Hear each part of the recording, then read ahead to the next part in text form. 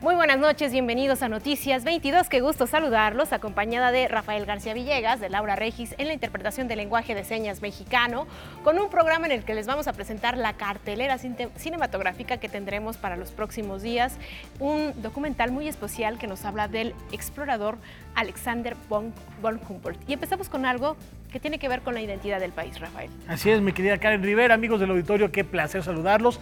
Nada más hacer la acotación, el mural que hemos tenido a lo largo de esta semana y la presencia esta noche de Ana Cruz para hablar de este documental que ya bien refiere Karen Rivera, obedece a que el próximo sábado 14 de septiembre se cumplen 250 años del natalicio de este celebérrimo explorador que hubiera tenido mucho vínculo con nuestra tierra, con México. Ahí vemos algunas de las cosas que gracias a él se descubren, se difunden y además se transmite el conocimiento al viejo continente. Un personaje fascinante del cual estaremos platicando y reflexionando a propósito de este aniversario. Y ahora sí, Karen, bien referías, una prenda típica y un elemento tradicional de la idiosincrasia nacional. El rebozo. Vamos a ver de qué se trata esta muestra. El Museo Nacional de Culturas Populares arropa por 10º año consecutivo la Feria de Arte Textil Tápame con tu Rebozo, donde se dan cita las manos artesanas que visten a nuestro país y que urden con hilos multicolor la identidad mexicana. Un rebozo es una cuna, un rebozo es un abrazo, un rebozo es una gala, un rebozo es una mortaja, un rebozo es lo que nos acompaña del nacimiento a la muerte en este país. Quienes siembran los materiales, urden el hilo, lo tiñen con pigmentos naturales y lo van tejiendo, están tejiendo un país, están tejiendo lo que somos como país rico y país diverso. Ya sea en telar de cintura o pedal, de origen tzotzil, purépecha, mazahua o triqui, de estilo jaspeado, palomo, emplumado, de gasa o bordado, el rebozo es siempre único e inigualable. En el diseño de sus entramados están contenidas las señas de identidad de un pueblo o región. Es por ello que además de propiciar el encuentro cara a cara entre artesanos y consumidores, la feria busca enaltecer y difundir el valor simbólico y artesanal de esta prenda emblemática. Darle la voz a los creadores, que ellos puedan interactuar con el público, dar a conocer de viva voz el significado de sus prendas, porque el contenido simbólico que cada una de ellas encierra es una herencia ancestral que han venido heredando de sus ancestros por muchísimas generaciones, se han conservado aún después de la conquista, y también sensibilizar al público de que ellos vean cómo se hace el trabajo. Muchas veces se regatea, muchas veces no se da el pago justo, y el que ellos vean cómo hacen las prendas les da una idea de por qué el precio, y eso creo que fortalece y enriquece mucho al productor. En esta ocasión están representados en la feria 48 grupos artesanales de 14 estados de la República. Vamos a estar hasta el día 15 de septiembre en el Museo Nacional de Culturas Populares, que se ubica en Avenida Hidalgo número 289, Colonia El Carmen, en Coyoacán. Habrá talleres impartidos por los artesanos, hay demostraciones de sus trabajos en vivo, hay conversatorios con los artesanos, hay muchísimas actividades para que nos acompañen. Para Noticias 22, César H. Meléndez. Bueno, más de 400 años de historia con el rebozo en este país y que además a través de los hilos también se pueden tejer parte de las tradiciones mexicanas, Rafael. Y ya estamos también muy emocionados, se acerca a pasos acelerados el Festival Internacional Cervantino, como siempre, con una variada propuesta musical. Con el objetivo de mostrar un panorama amplio de la riqueza sonora del mundo, el Festival Internacional Cervantino ofrecerá un programa de conciertos y proyectos musicales que estimulan la colaboración, como el proyecto Rosetta, un grupo de rock encabezado por Alonso Arriola que no solo fusiona ritmos, también se enriquece de las lenguas indígenas. Efectivamente, estaremos presentando rap en lengua originaria, que es el Comcac, Totonaco y Maya. Y pues es algo muy padre porque pues aparte de mostrar nuestro arte, pues también muestra, ¿no?, el hecho de enaltecer, ¿no?, lo que es la lengua materna y las costumbres originarias. Después de una ausencia de 5 años, regresa el flautista Horacio Franco para presentar las sonatas de Vivaldi y un concierto para flauta. Yo voy a participar en 2 conciertos, el concierto de la Filarmónica de Acapulco dirigida por Eduardo Álvarez, donde voy a tocar el concierto para flautas de pico y orquesta que me compuso el gran compositor israelí Mijael Volpe en 1995, que estrené en Israel ese mismo año, y voy a tocarlo en la Alhóndiga de Granaditas. Va a estar también como solista al piano el maestro Jorge Federico Osorio. Posteriormente, el día 19 de octubre voy a tocar en el Templo de la Compañía un recital con órgano y con clavecín.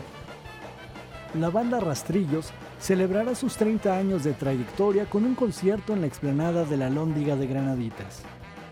Para Rastrillos celebrar 30 años y celebrarlo en el marco del Cervantino, pues obviamente es un honor, es obviamente también un reconocimiento, me parece, que al trabajo que hemos hecho, ¿no?, de manera independiente. Y pues celebrarlo ahora con nosotros, con también amigos de la escena del reggae como los Aguas Aguas, pues también es, ¿no?, es reconocer el trabajo y la calidad que se hace también en México, ¿no? En la escena del jazz destaca el debut de Alex Mercado Trío. Vamos a hacer un recorrido por toda la discografía y pues que la gente pueda escuchar la evolución composicional que hemos experimentado a lo largo de estos 5 años, piezas que han madurado, que en cada vez que las tocamos encontramos nuevas facetas, nuevas maneras de contar esa historia, y que han ido impregnándose cada vez de un ingrediente muy poderoso que se llama improvisación, que es el que permite que la música suene siempre viva. Es una de las características del jazz. Y para el trasnoche, la música electrónica estará a cargo del grupo Centaurus. Vamos a estar presentando parte de nuestro espectáculo de la Revolución Mexicana, que es una mezcla de música que se hizo en el periodo de la Revolución, pero con música electrónica. Entonces es parte de nuestro repertorio, ¿no? Canadá, el país invitado de honor, ofrecerá un programa en el que mostrará las aportaciones de las comunidades indígenas a su música, así como la participación de la Orquesta Sinfónica de Montreal, dirigido por Ken Nagano. Por su parte, el estado de Guerrero mostrará una porción de su riqueza histórica al convocar agrupaciones que representan sonidos de las regiones Centro, Costa Chica y Tierra Caliente. La programación incluye a Fito Páez, Omora Portuondo, Donna Onete y el dúo formado por las pianistas Katia y Marielle Lebec. Noticias 22, Óscar Cortés. Que no hay más especulación al respecto, la Feria del Libro Infantil y Juvenil regresa en noviembre con nuevos rumbos.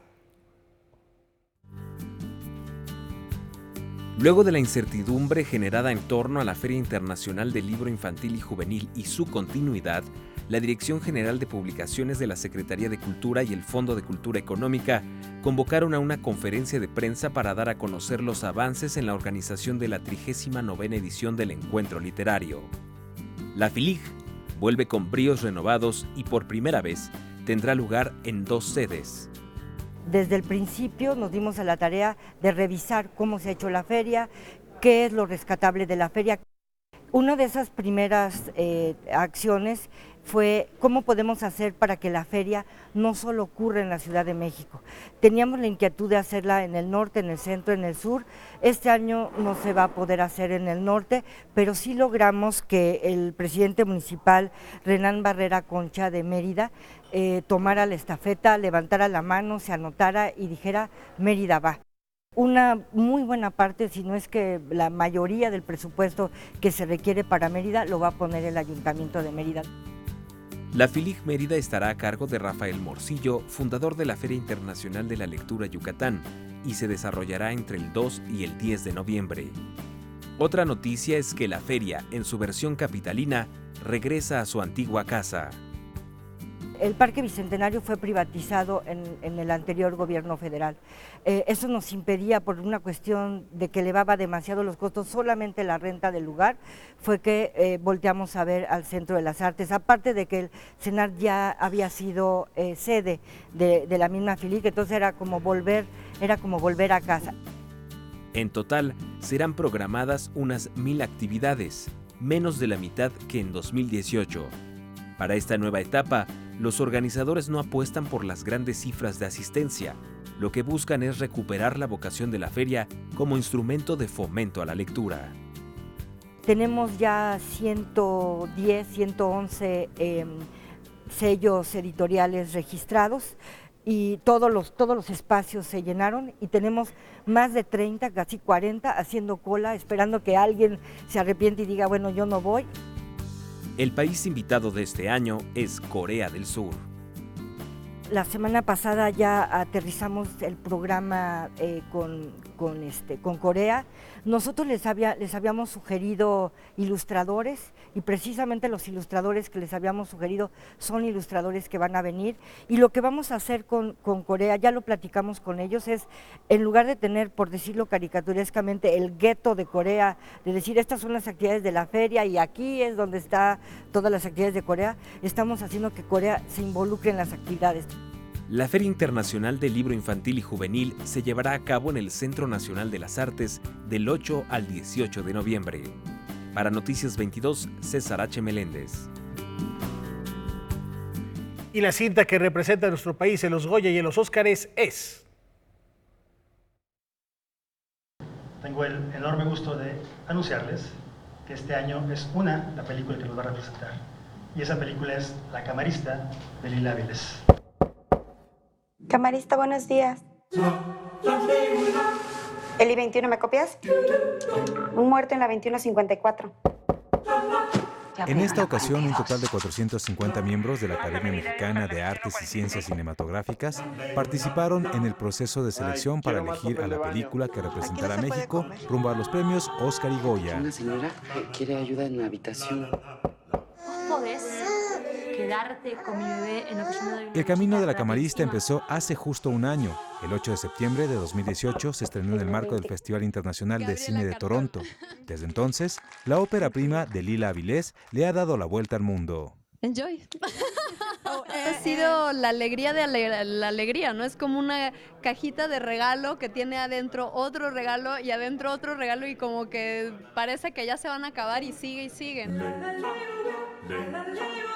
La camarista ha recorrido más de 60 festivales internacionales. Justo ahora se encuentra en cartelera en Estados Unidos. Además, como sucedió el año anterior, el Instituto Mexicano de Cinematografía le asignará un estímulo de 2 millones de pesos para que realice su promoción rumbo al Oscar. En mis tiempos sí que nos regañaban por no hacer las cosas bien. Nos fue muy bien, en realidad. Estamos dentro de las películas extranjeras que mejor les ha ido. Y estamos muy contentas y emocionadas de trabajar con Kinolor, porque son los distribuidores allá, son muy importantes, entonces confiamos muchísimo en ellos, en que vamos a generar una estrategia muy planeada para poder representar a México y poder contender pues de forma muy fuerte, digamos, ¿no? Tengo 24 años y soy camarista. Yo soy Minitoy. Aún es muy temprano para echar campanas al vuelo, pues hay un largo camino que tienen que recorrer para lograr que la película quede en las listas finales en los premios Goya y Oscar.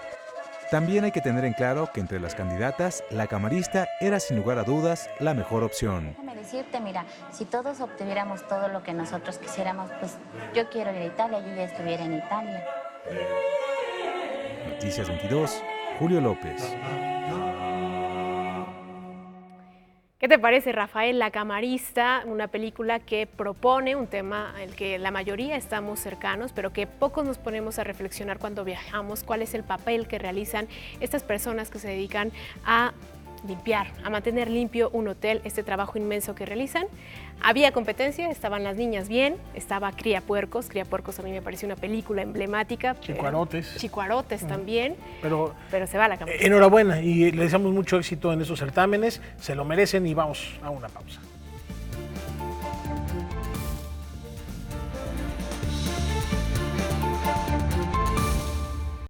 Y están por cumplirse 250 años del nacimiento del gran explorador alemán Alexander von Humboldt. Un intrépido viajero que tuvo por brújula una curiosidad científica sin límites. El 14 de septiembre se cumplen 250 años del natalicio de quien fuera explorador, científico e investigador, pero sobre todo hombre universal, Alexander von Humboldt.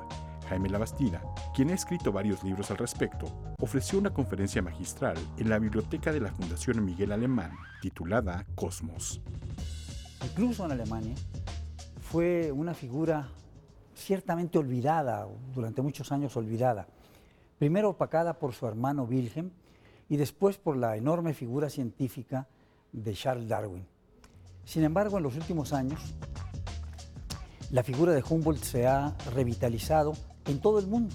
Humboldt es, a mi juicio, el científico más importante de toda la primera mitad del siglo XIX. Jaime Labastida comentó sobre las diferencias entre la visión del mundo de Humboldt y la de su contemporáneo Hegel. Humboldt es un hombre muy preciso, es un hombre de ciencia, que le interesa la matematización de los procesos de conocimiento de la naturaleza, mientras que considera Humboldt mismo, respecto de Hegel, que su ciencia de la naturaleza es meramente especulativa. Y esto es lo que le molesta, digamos, a Humboldt respecto de Hegel. Alexander von Humboldt también fue descrito como un hombre universal, como agudo explorador del mundo y de los tiempos. Prueba de ello es su paso por América Latina, en donde visitó el nuevo Reino de Granada, actual Venezuela, Colombia, Perú, Ecuador, Cuba y México. Dos aspectos fundamentalmente destacaría yo de la obra de Humboldt: el rigor con el que la hace y el carácter universal que tiene. No es un cúmulo de conocimientos que luego, digamos, se unificaran, sino que él tiene una visión de carácter universal. Precisamente de ahí el título de su obra final, Cosmos. Lo que investiga respecto de los monumentos prehispánicos vuelve a despertar, digamos, el interés por las altas culturas mesoamericanas. Hace una investigación profunda sobre dos monumentos fundamentales de nuestra patria, digamos, de lo que hoy es México, la Coatlicue y la Piedra del Sol. Su investigación sobre la forma de capturar el tiempo en la mentalidad náhuatl es verdaderamente asombrosa y tiene vigencia todavía el día de hoy. Noticias 22, Víctor Gaspar. Me da mucho gusto saludar y recibir en esta que también es su casa a una querida amiga, gran cineasta, guionista, productora, Ana Cruz, quien se dio a la acuciosa tarea de documentar la vida de Alexander von Humboldt en un documental verdaderamente fascinante. Y ahorita les voy a platicar qué hace mágico este trabajo tan minucioso y tan investigado. Ana, muchas gracias por estar con Rafa, nosotros. un honor, un gusto estar de veras aquí en un espacio que es realmente como mi casa. Muchas gracias. Y entrando, vamos ahorita a hablar, por supuesto, del personaje. Son 250 años el sábado, pero la maquila, viajaste en el tiempo y trajiste a Humboldt. Este personaje es maravilloso porque vas mezclando, además les platicamos a la gente que va a poder ver el documental aquí en Canal 22, mezclas esta ficción del personaje que se embarca a la aventura con esta pasión y deseo por investigar, con testimonios de grandes personajes que saben profundamente quién fue y lo que nos importa y nos aporta al siglo XX mexicano. Sí, no, para mí también fue toda una aventura.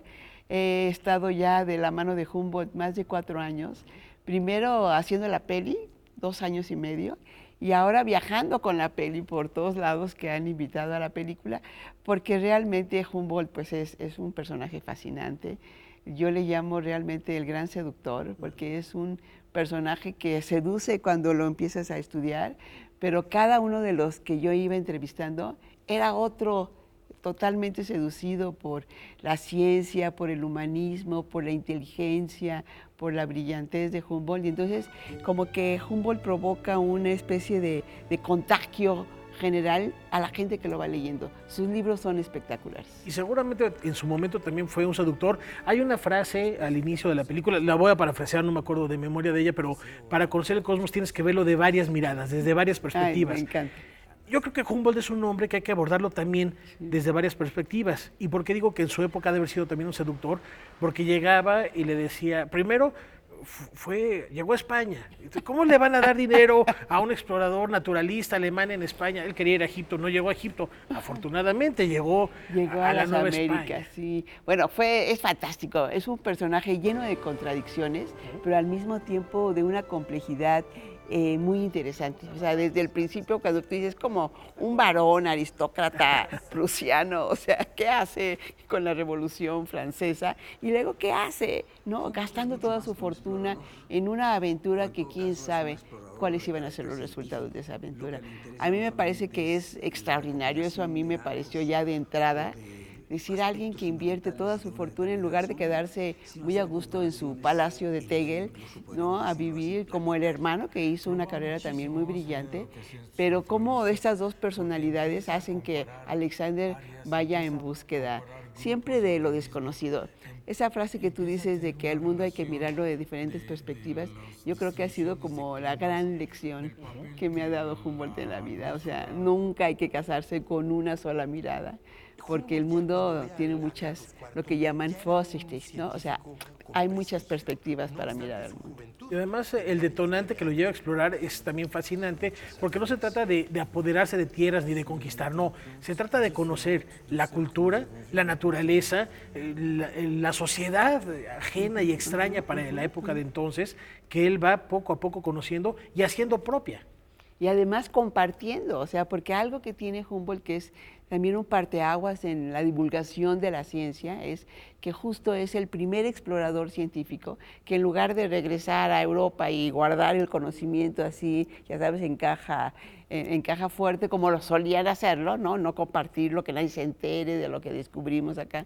Humboldt desde un principio acordó con la corona española que como él estaba financiando su viaje, pues que iba a hacer sus libros. Y pues gasta toda su fortuna, que era muy cuantiosa, en hacer sus libros, en publicar sus libros, y yo creo que además en seducir a la gente con todo ese conocimiento que verdaderamente cambió la mentalidad del mundo europeo. Estamos hablando de hace 250 años. No es tarea fácil. Hoy hablamos así, ¿qué está pasando en Europa? Twitter, y sabemos. Ahí era embarcarse. No sabemos cuántos días, porque si llovía, si había sol, si había viento, dependía y cambiaba el rumbo de la travesía y el fin. Y además, fíjate, o sea, él viaja y en 5 años se enferma, pero ya sabes, se enferma de gripa, se enferma del estómago, o sea, pero nunca tiene una enfermedad verdaderamente grave, o sea, es un hombre muy sano. Y además en aquella época pues tampoco había vacunas, tampoco había todas estas protecciones. Él era un científico, además, un aristócrata tan elegante que viajaba así como lo ves. Por eso quise hacer esta dramatización de Humboldt, porque sentí que las fotos y el material iconográfico que pues en 1803 no había fotografía, no había película, no había nada, lo que tenía yo eran grabados y pinturas. Entonces como que no era suficiente para permitirme narrar a ese Humboldt humano que yo quería transmitir en mi película. Me voy a ir un poco a la forma, porque del personaje podríamos hablar horas y días enteros, pero lo haces tú de una manera maravillosa, en 1 hora 20, 83 minutos. 83 minutos, que es espectacular. Por ahí me comentaron, me llegó el rumor, que la Cineteca hasta se pusieron a aplaudir cuando terminó el documental, lo cual no es tarea fácil, y más o menos tratándose de un documental. Sí. Bueno, la verdad sí ha sido un fenómeno que a mí misma me ha tomado por sorpresa, muy grata sorpresa, porque cuando uno piensa justo en un documental científico, histórico, o sea, como que no piensas que va a tener un éxito de este tamaño, ¿no? O sea, inclusive la verdad cuando yo lo diseñé y cuando yo lo planeé con el apoyo de CONACYT, justo la propuesta que yo hacía, le digo, eres un documental, pero que quiero que vaya a las salas de cine, después llegará a la televisión, afortunadamente a través de un canal tan querido como el Canal 22, pero la idea era que fuera una película cinematográfica, o sea, que la ciencia también tiene que ocupar las pantallas cinematográficas, y la verdad es que se logró.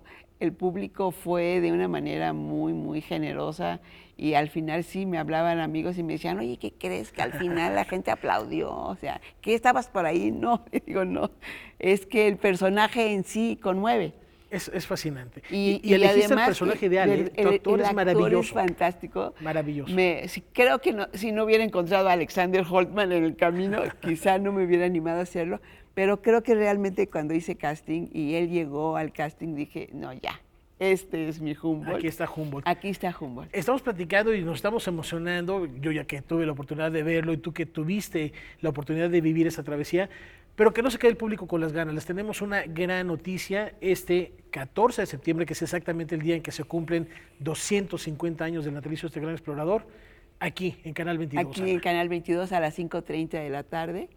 Y será un gran honor que me escriban, que escriban a Canal 22, que nos cuenten qué piensan de Humboldt, porque ha sido todo un fenómeno este año del 250 aniversario.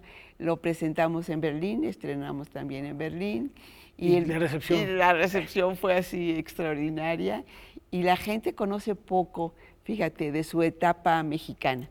Yo creo que hay escritores que han escrito, además de Jaime Labastida, por supuesto, pero que los escritores europeos, de alguna manera, no sé por qué, tienen un vínculo más fuerte con Venezuela. O sea, ha habido muchos que han escrito sobre su etapa de Venezuela, de Cuba, de Venezuela, pero muy pocos libros que han circulado muchísimo sobre Humboldt en estos últimos años, abordan poco la faceta, la etapa de México, de la Nueva España, y la verdad es que yo, que me leí sus diarios de Humboldt, Humboldt sí le tiene un amor muy especial a la Nueva España. Pues lo vemos reflejado también en esta película. Sabes cómo es el tiempo en tele, mi querida Ana, pero está la invitación este sábado a las 5:30 de la tarde por Canal 22. Humboldt en México, la mirada de un explorador, de la maestra Ana Cruz. Muchísimas gracias No se lo pierdan. por traer a la vida otra vez a Alexander von Humboldt. Gracias Rafa, muy encantada de estar contigo. Qué linda, muchas gracias Ana. Karen, vamos contigo.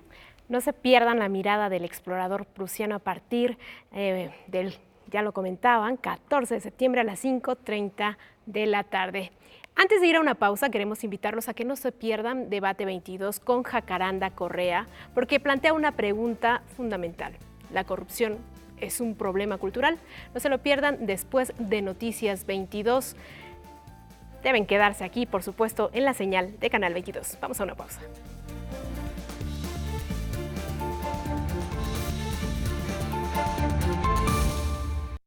Continuamos en Noticias 22 y como lo anunciamos al inicio del programa, vamos a presentar las propuestas cinematográficas que podrán ver el próximo fin de semana. Vamos a comenzar con Mano de Obra, una ópera prima que nos narra la historia de los albañiles. Mano de Obra, ópera prima de David Sonana, inicia su recorrido por festivales internacionales. La primera parada es Toronto, donde forma parte de la competencia oficial. Luego viajará a San Sebastián, después a Zúrich y cierra en Londres. Al ser una ópera prima, pues siempre uno busca que tenga exposición y que le llegue al público de la mejor forma, ¿no? Y estos festivales pues son una muy buena noticia y estamos contentos por poderla mostrar al público y pues yo personalmente por poder empezar mi carrera de esta forma. La película tiene dos referencias básicas. Por un lado, Los albañiles de Jorge Fons y por el otro, la novela de George Orwell, Rebelión en la granja. La historia gira en torno a un grupo de albañiles quienes, tras sufrir varias injusticias en una casa que están construyendo, deciden tomar justicia por propia mano. Vinieron unas personas y me dijeron que él había tomado y por eso se había caído. ¿Cómo que había tomado? Sí, Claudio no tomó. Cuenta un poco las dinámicas entre ellos y el dueño de la casa y entre ellos mismos, ¿no? También entre los mismos albañiles, su forma de vivir en contraste con la casa tan lujosa que están construyendo, ¿no? Y cómo anhelan a lo mejor un día poder vivir en un lugar así. El largometraje fue filmado en la Ciudad de México. Una parte se rodó en El Pedregal y la otra en Jalalpa, un barrio ubicado al poniente de la ciudad. Uno de los papeles protagónicos es interpretado por el actor Luis Alberti. Los demás personajes que lo acompañan son albañiles reales quienes fueron invitados a participar en este proyecto. Hicimos pues varios talleres, ensayos y pues resultó ser gente muy talentosa, ¿no? Lo hicieron muy bien y ya lo verán en pantalla, pero es una mezcla de actores y no actores. Mano de Obra ya cuenta con distribución internacional. Wild Bunch tomó la película. También tiene asegurado su estreno en París. En México, la distribuidora es Piano y tendrá su estreno en el marco del Festival Internacional de Cine de Morelia en octubre próximo.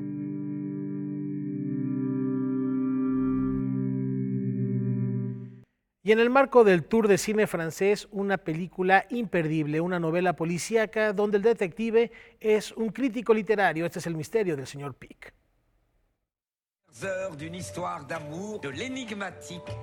El misterio de Mr. Pic es una de esas películas que dejan un buen sabor de boca, que provocan al espectador la sensación de haber ocupado su tiempo y dinero de la mejor forma. Este es el sexto largometraje de Rémi Besaçon, una historia basada en el libro homónimo de David Fuenquinos.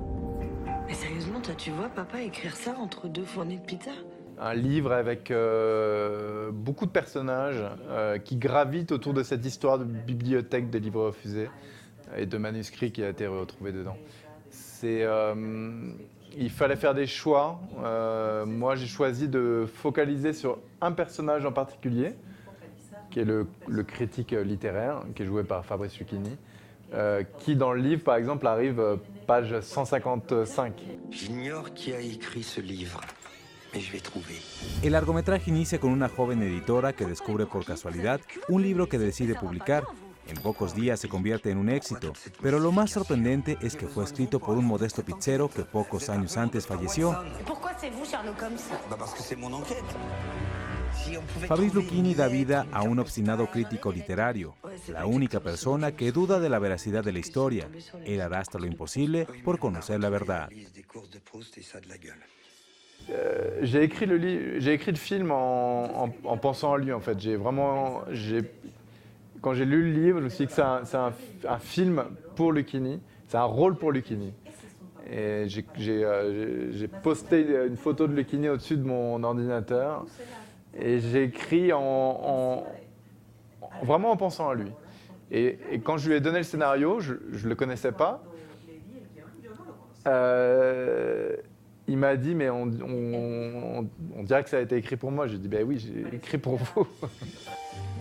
En esencia nunca se pierde el tono de comedia ligera, llevadera, inteligente, que a veces te saca una sonrisa y otras una carcajada.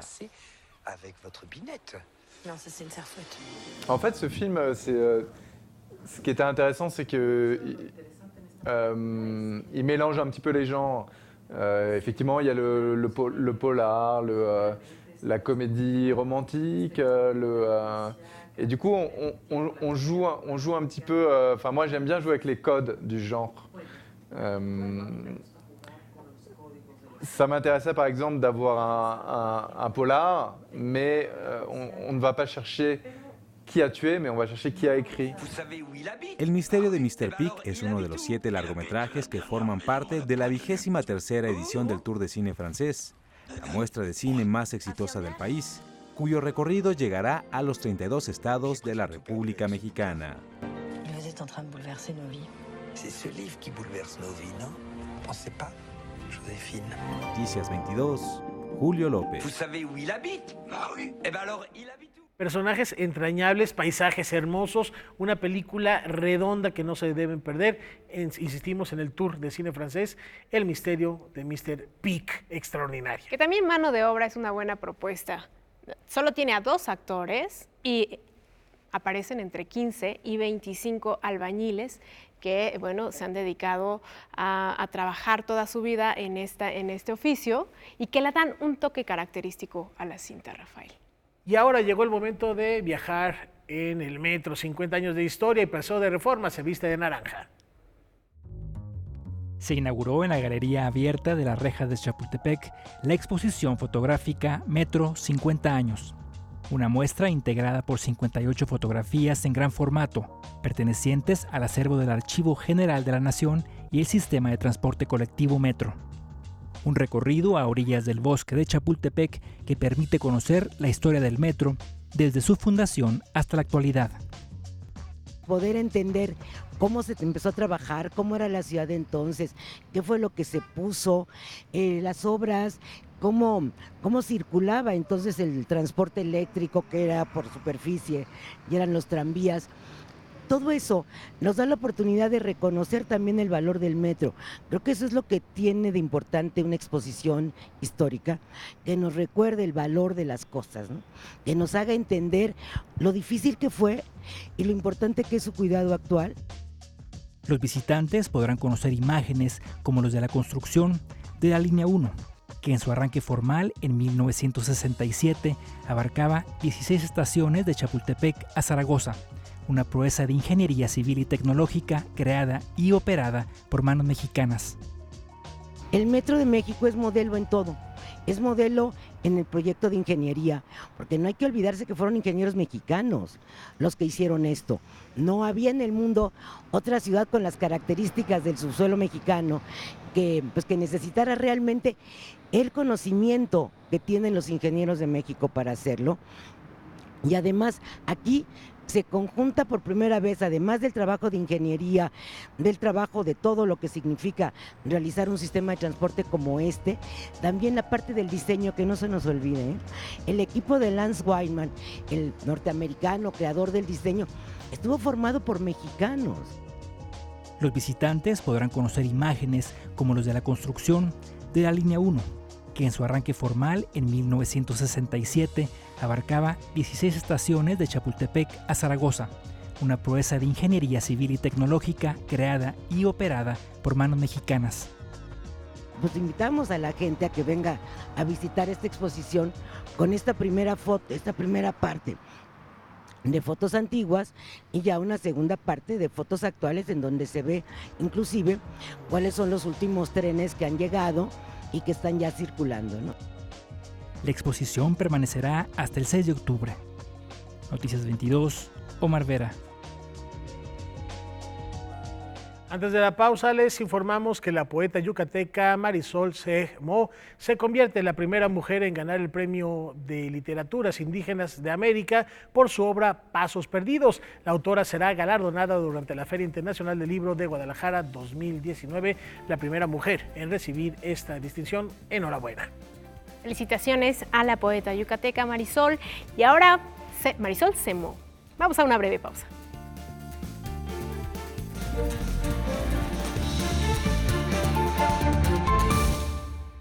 Este jueves el poeta David Huerta dedica su columna a la memoria de Francisco Toledo.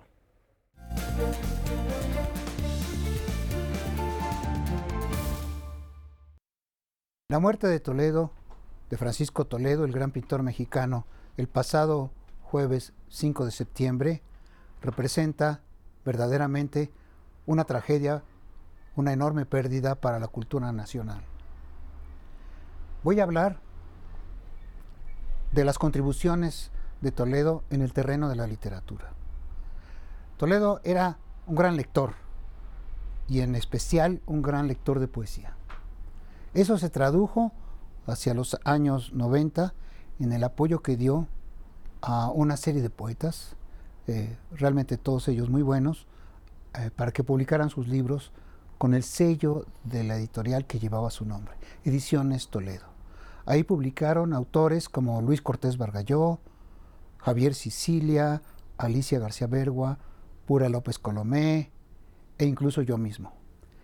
La idea de Toledo de la literatura, las ideas que tenía sobre la literatura eran extremadamente refinadas y pueden advertirse en su trabajo plástico sobre Kafka.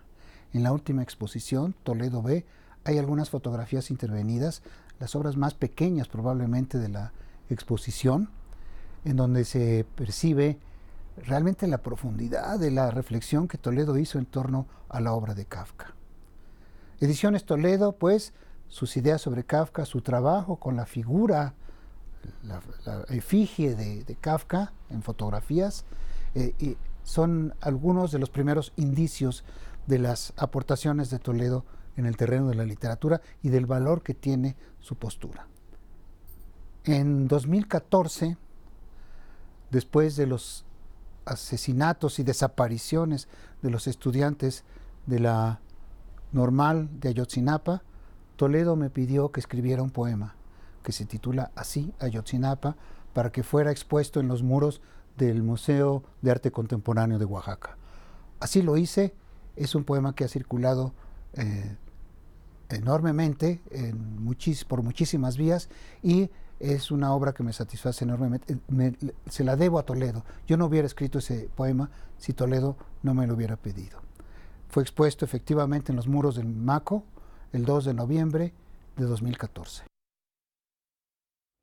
Y a propósito de lo que nos comparte David Huerta, recordamos que durante el Pleno del Senado de la República, en el que se honró la memoria del pintor oaxaqueño, los senadores Susana Harp y Salomón Jara propusieron que se entregue de manera póstuma la medalla Belisario Domínguez al maestro Toledo, en reconocimiento a su labor en favor de distintas causas sociales, artísticas y ambientales. Así pasará con este reconocimiento, Rafael. Ojalá tenga esto eco y que se le otorgue todos los reconocimientos y la memoria del maestro Francisco Toledo. Y continuamos rescatando los ecos del Hey Festival, Hay Festival, como se escribe, Hey Festival en bretón, que se llevó a cabo en Querétaro, donde coincidieron las miradas indomables de dos maestros de la lente.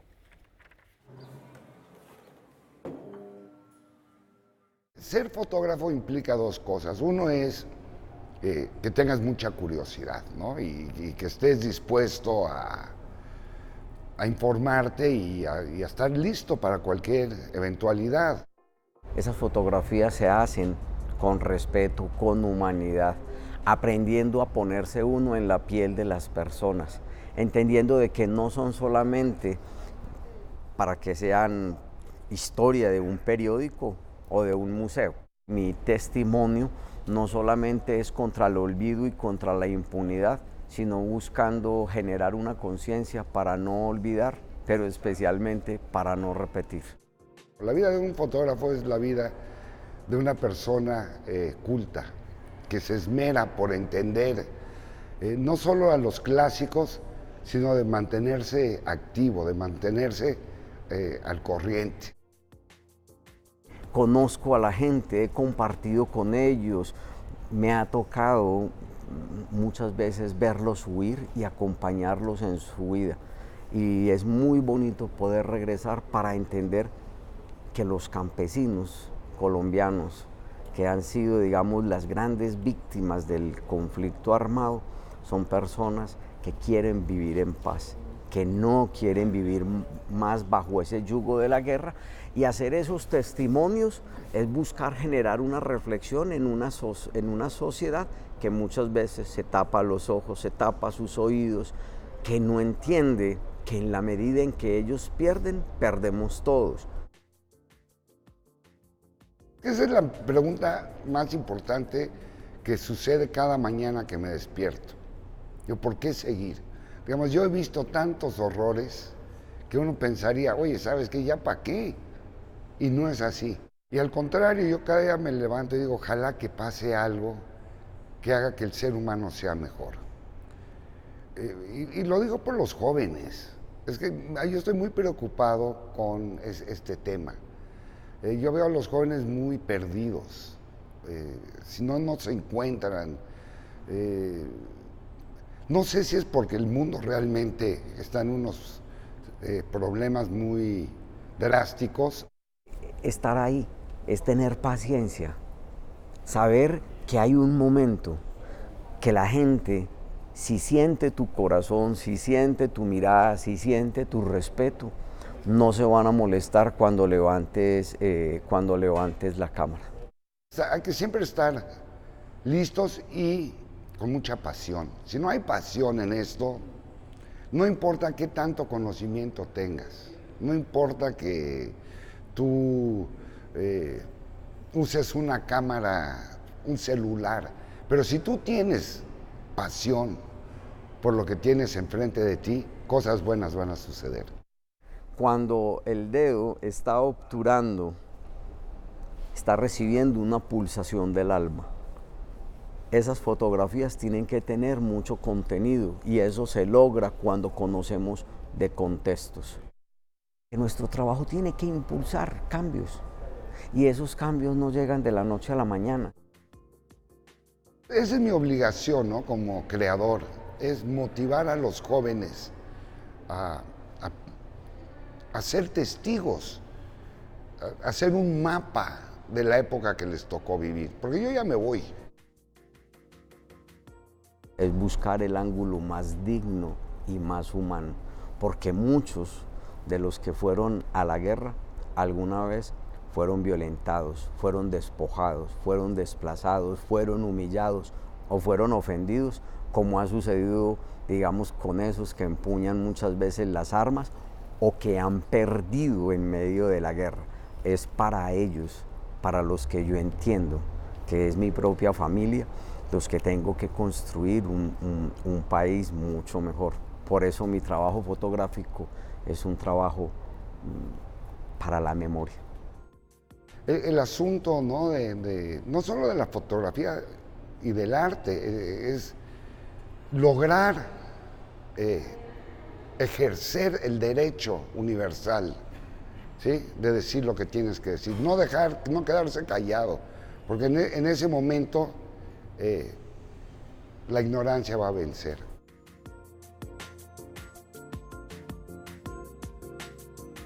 Dos grandes testimonios, Rafael, por un lado el fotógrafo mexicano Antonio Turok, por el otro el colombiano, fotoperiodista Jesús Abad, quienes ambos desde diferentes ángulos nos muestran esta realidad que no vemos y que a veces no le tomamos importancia porque está definitivamente censurada en la mayoría de los medios. Pero bien tiene razón Antonio a la hora de hacer estas reflexiones, la pasión, no solo para la fotografía, para cualquier ámbito en el que se desempeñe uno, es fundamental para lograr un buen resultado.